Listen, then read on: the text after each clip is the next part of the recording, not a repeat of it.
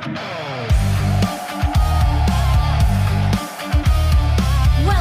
to Mobile Legends.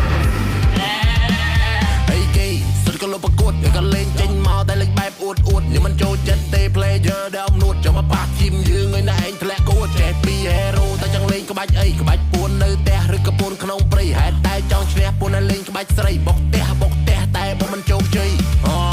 យមានចាំងកលមិនចេះស្មៃលេង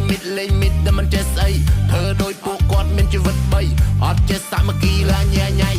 យកគំរូតាម Vigor Epic ក្រុមគេនៅកំពុងរៀបលេច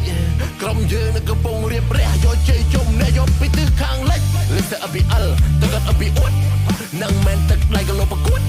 មួយស្មើក៏មកលេងវាយព្រួត Vigor Epic ណាឯងភ្លេងស៊ូត Bad Bird Red and Bad Bird Kill យ៉ាទុកថា SWOT យើងនៅឈាមរាវយ៉ាទុកថា SWOT ជា Sport Steel ទោះដើររឿងលឿនតែមិនណាប់ព្រីព្រាវ Vigor Epic តែមុនហើយ Vigor Epic តែមិនបកក្រោយ Vigor Epic តែមុនហើយ Vigor Epic តែមិនបកក្រោយ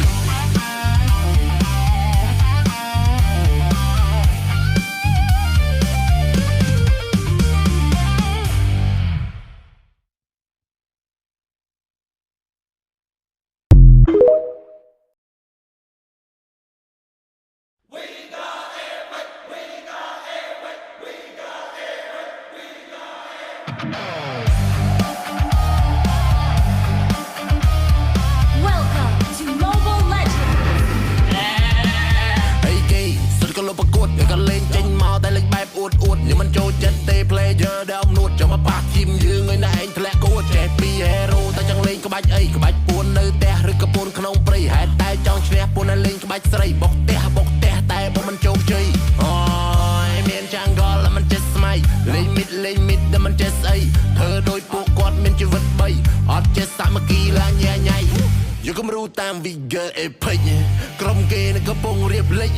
ក្រុមយើងនៅកំពុងរៀបរះយកជ័យជុំអ្នកយកពីទិសខាងលិចលេខ ABL ទៅកាត់ AB អួតនឹងមិនទឹកដៃក៏លុបប្រកួតមួយស្មើក៏មកលេងវាយព្រួត Vigor Epic ណាឯងភ្លេងស៊ូត Bad Bird Red and Bad Bird Kill យ៉ាទុកថា SWOT យើងនៅឈាមរាវយ៉ាទុកថា SWOT ជា Sport Steel ទោះដើររឿងលឿន